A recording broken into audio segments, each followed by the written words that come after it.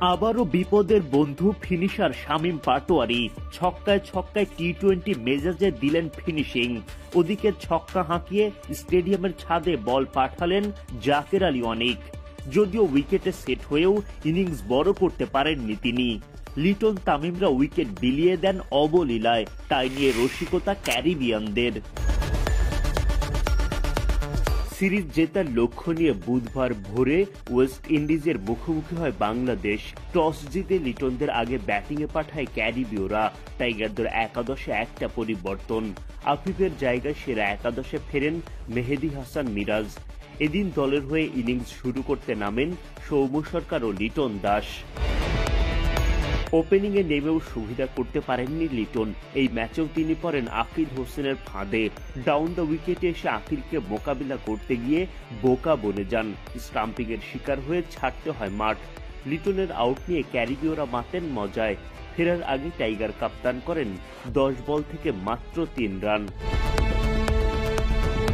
লিটনের পর উইকেট এসে ব্যর্থ হন তানজিদ তামিমও।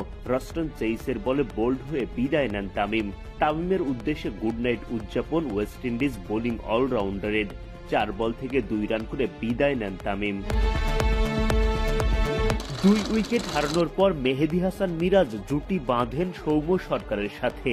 মিরাজ সৌম্য জুটি দলকে বিপদমুক্ত করতে চেষ্টা চালান, কিন্তু সরকারের দুর্ভাগ্যজনক রান আউটে বাঁধে বিপত্তি। ইনিংস বড় করার আগেই একরাশ হতাশা নিয়ে বিদায় নেন ফর্মে থাকা এই ব্যাটার। দলের হতাশা আরো বাড়ান মেহেদী হাসান মিরাজ। আলজারি জোসেফের বলে ছক্কা হাঁকাতে গিয়ে মিরাজ ধরা পড়েন বাউন্ডারি লাইনে।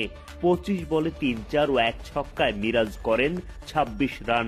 10 ওভার শেষে মাত্র 45 রান তুলতেই 4 উইকেট হারিয়ে ফেলে বাংলাদেশ।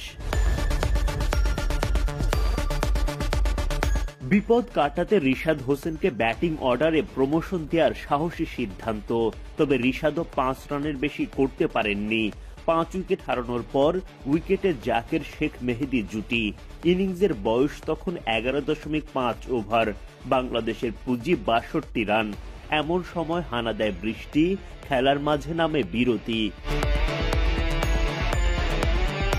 বিরতি কাটিয়ে খেলা শুরু হলে শেখ মেহেদীর উইকেট হারায় বাংলাদেশ। মেহেদী করেন 11 রান। বিপর্যয়ের মাঝে চড়াও হন জাকের আলী অনিক। ছক্কা হাঁকিয়ে বল পাঠান স্টেডিয়ামের ছাদে। যদিও একের পর এক উইকেটের পতনে 15 ওভার শেষে বাংলাদেশ করে মাত্র 80 রান। 17তম ওভারের প্রথম বলে বিদায় নেন জাকের। ফেরার আগে তিনি করেন 21 রান। শেষ দিকে তানজিম সাকিবকে সাথে নিয়ে চেষ্টা চালান শামীম পাটোয়ারি। তাতে 17 রানের গন্ডি পার করে বাংলাদেশ। তারা প্রাণপণ চেষ্টা করলেও সাদামাটা পুঁজিতেই থামে দল।